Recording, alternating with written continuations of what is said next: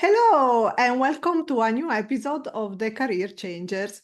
Today, our guest is Christopher Chin, founder and CEO of the Eden Speaker, a training consultancy that puts tech professionals on the path to confident communication. In a poetic full circle, he used to work at Fortune 500 companies, and before that, left his music career to transition into the tech industry.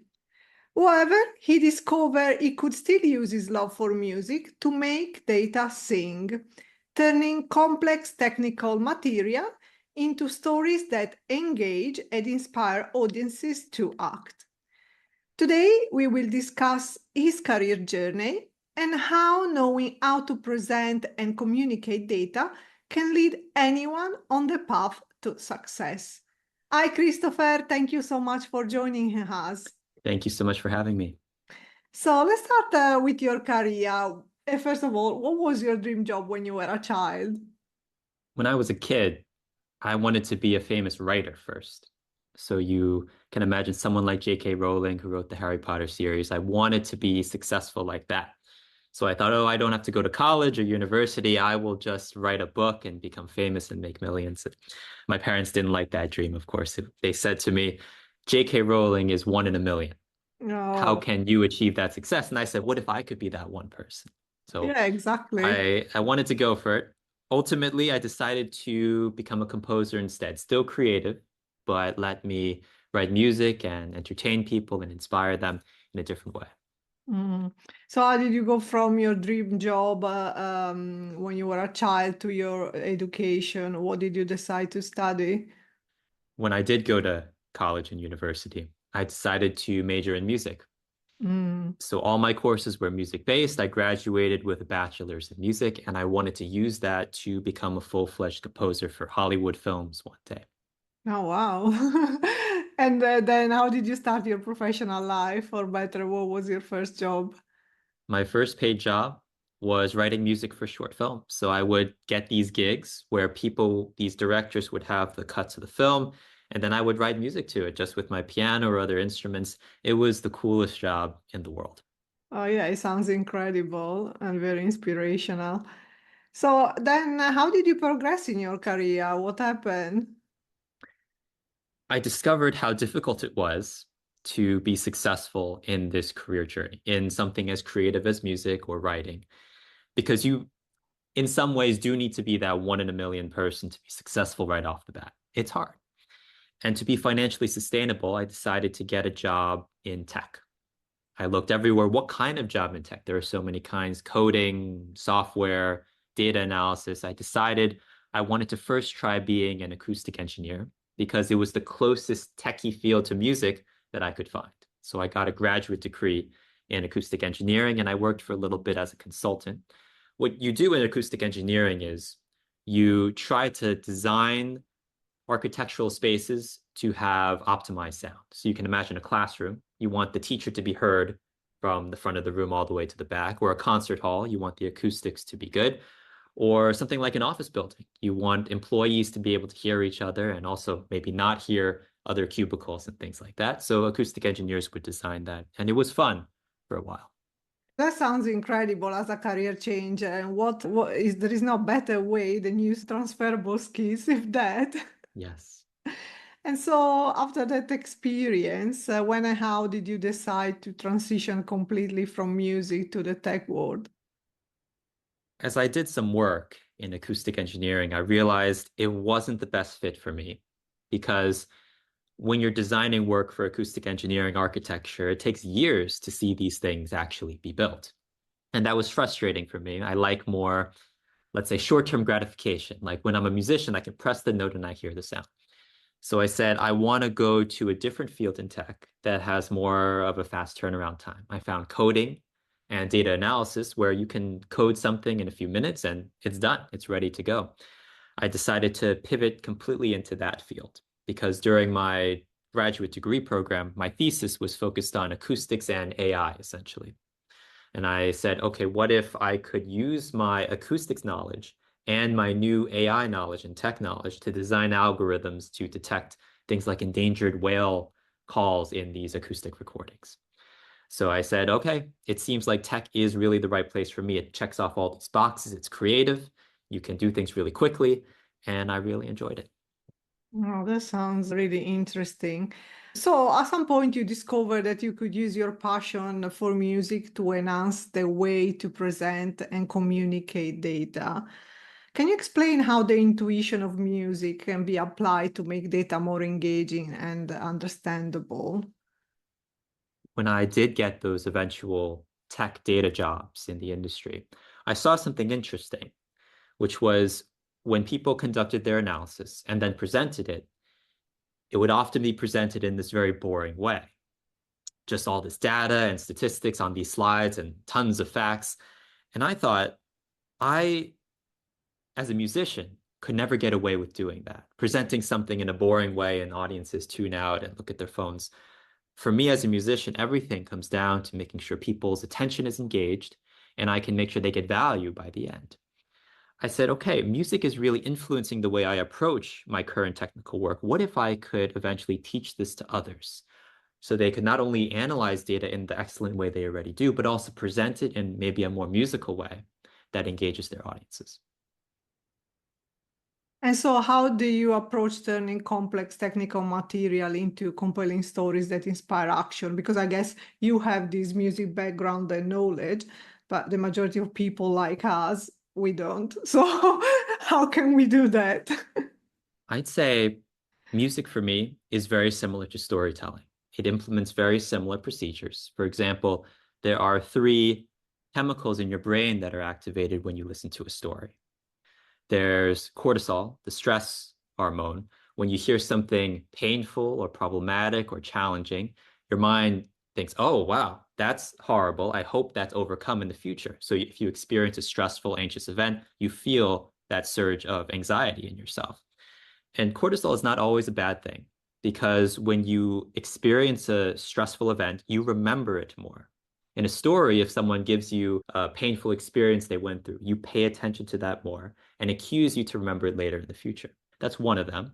The other one would be dopamine, which is the chemical associated with craving goal completion. If in a story you say, I want to achieve this, like in the earlier part of our conversation, I said, I wanted to be a writer or a musician. You are with me on that journey to see me get there.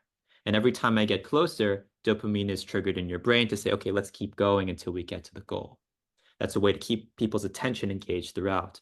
But the last chemical is the most important, and this is what is often missing from technical presentations, and that's oxytocin, the chemical that's induced when we're bonding with other human beings. This is the chemical that is released when mothers give birth to children. It's what bonds us together. If you don't have oxytocin, if you don't have human beings in your stories, it's just numbers, people are not going to be engaged. So what I always teach people in my workshops and technical trainings is your data is great, but make sure you connect that data to its impact on people and how people can do something about that in the end. That's so fascinating. And how did you discover all of this? It was through a lot of thinking, through why do I think about music and data in this unique way that I see other people think about it very differently. And I went through a lot of research to understand how do I think compared to other people in more technical fields. And I discovered if you're more creative, if you're more in the liberal arts side, your mind is cultivated to think about things from that kind of point of view. For example, I was working with a client and they had me work on this presentation of theirs. They wanted to present some data.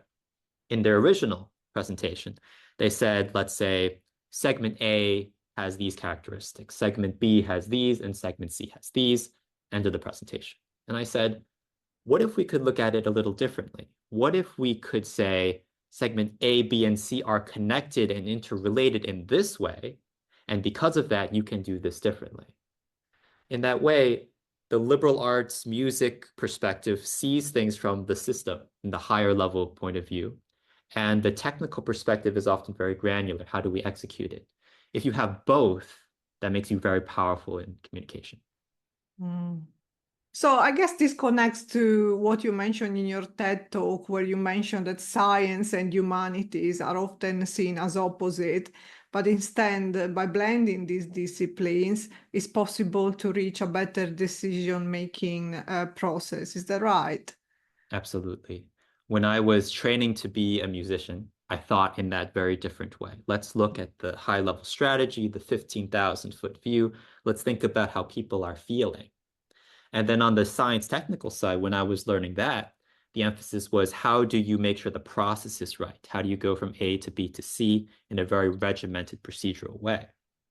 And I said, those two are often seen as incompatible, that we have to be either musicians and artists or scientists and technologists. But I believe if you can merge both those perspectives, how much of a better musician or artist you could be if you not only know the creative vision you have, but how to do it well. And if you're a scientist or technologist, if you don't just know how to do the procedure, but know how to engage people, how much more effective you could be too. So it seems that there is a communication gap out there, and you are working to fill that communication gap. But in your experience, what were the specific challenges that your colleagues faced when you started to notice this gap, this communication gap, and how do you address them nowadays? When I was working in industry, I saw a lot of colleagues struggle with that communication side. And as a result, they didn't get the promotions that they wanted.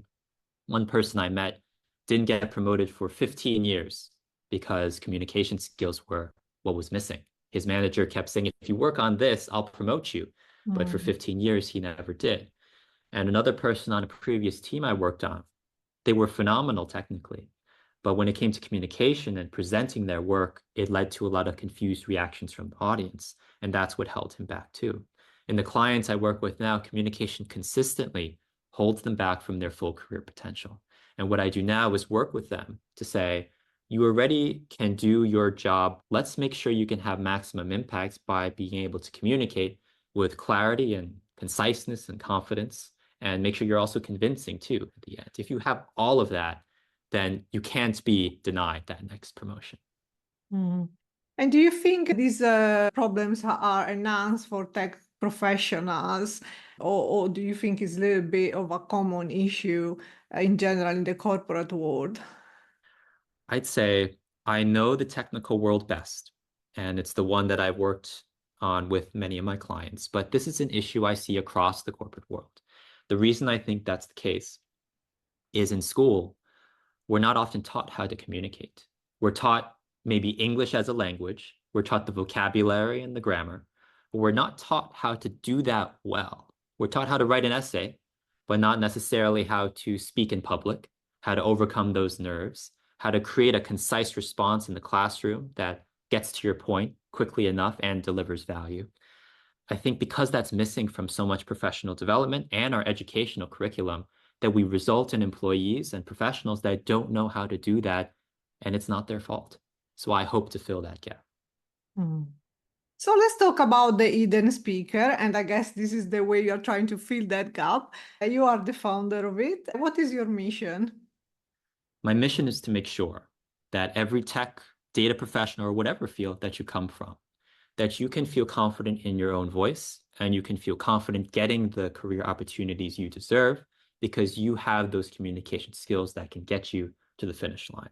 I imagine it's like this. If your skills are here at level 5, let's say, but your communication skills are down here at level 1, your skills and your job will be perceived as lower because your communication skills are here.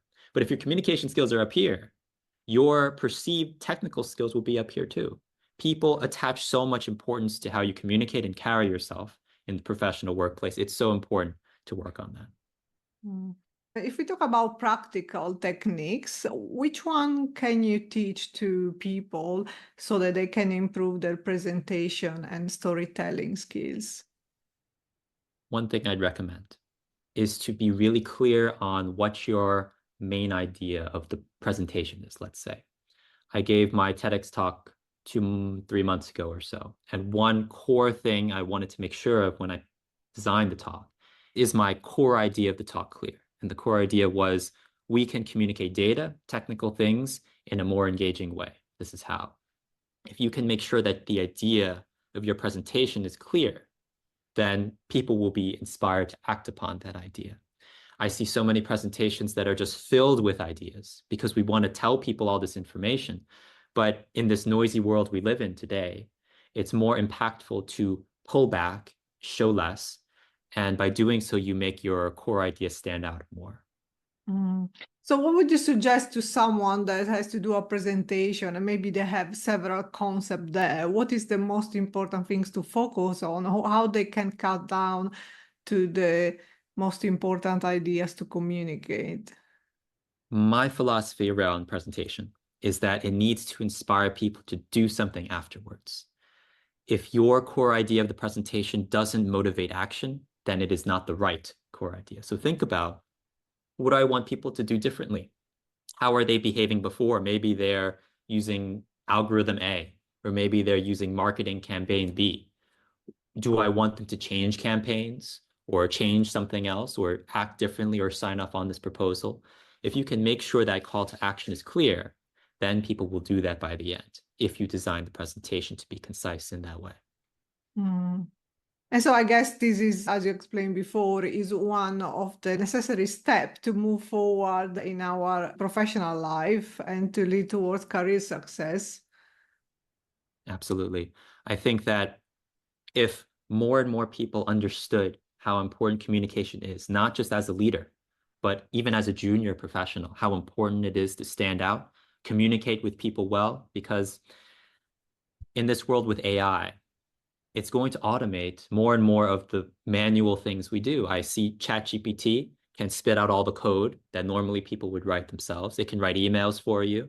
It can even, I've seen demos, it can control your computer screen and do tasks. The most important skill, I believe, in these next few years will not be technical because AI can do that, but it will be human and understanding how to connect with people, how to influence them, how to gain buy-in and persuade, because that human to human connection will become something we crave more as AI becomes more prominent. Yeah, I do agree with that. I heard recently someone say the real difference between human and AI is that we are human. And so Yes. probably for many years, the attention has been on everything that is related to the mind, but probably what is our competitive advantage is actually something different. And I guess it's probably the fact that we are able to create human connections. That's something AI cannot replace, at least right now. Yeah, let's hope not. Yes, yes, certainly. You had a career change, so for our listeners considering a career change, what advice would you give them based on your experience? I'd say it really helps to have a mentor or guide on the way. When I went through my career change, I didn't have that mentorship. I did everything on my own. I learned all the technical skills through YouTube and Google and my own self-discipline. I didn't have someone saying, hey, this is what you should do, or this is what you should do instead.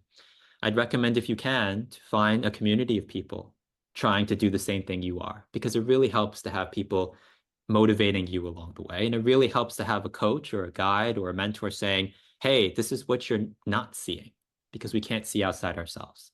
That's the biggest advice that I would give. Mm. And how do you think developing strong communication skills can also facilitate a successful transition between careers? I'll tell a story about this. I was going through a technical interview for a previous job. I really wanted to be a data scientist, and I failed the technical part of the interview. However, because my behavioral interview responses were so strong in the interviewer's mind, he said, hey, you failed the technical part, but I will overlook that. You study this, this, and this, and you come back and test. I'm willing to have you interview again.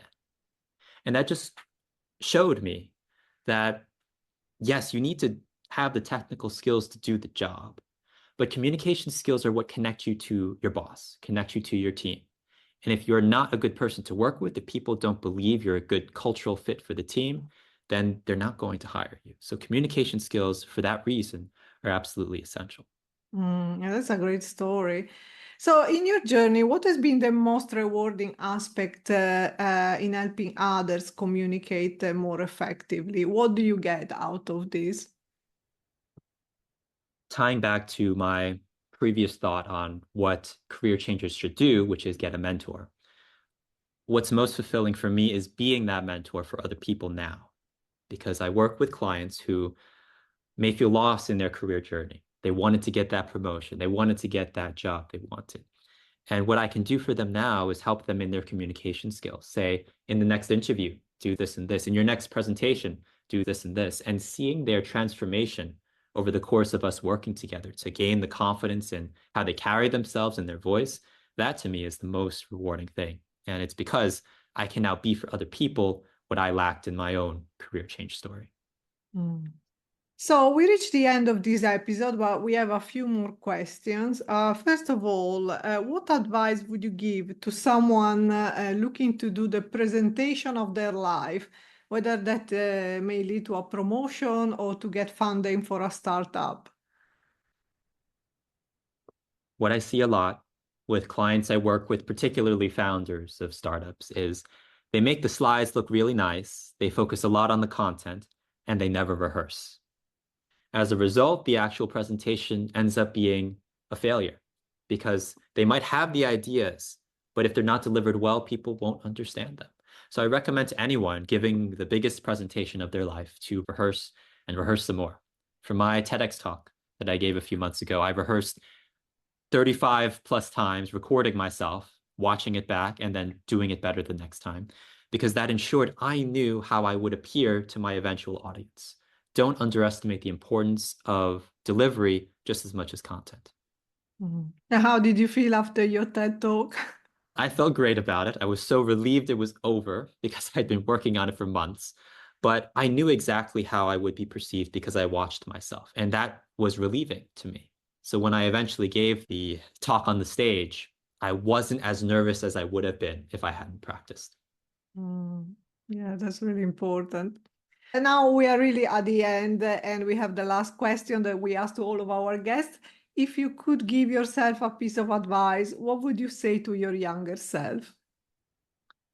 I'd say be more kind to yourself, because when I was younger and I wanted to be super successful, I wanted everything then and there immediately. And I didn't recognize and be grateful for the fact I was making progress, just not at the rate that I was expecting.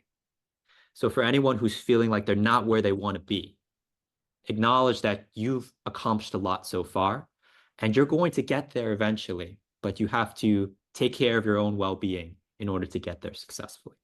Thank you, Christopher, for joining us today and sharing your inspirational career story and wisdom with our listeners. Thank you so much, Elisa. And a last message for our listeners, don't forget to subscribe to our channel.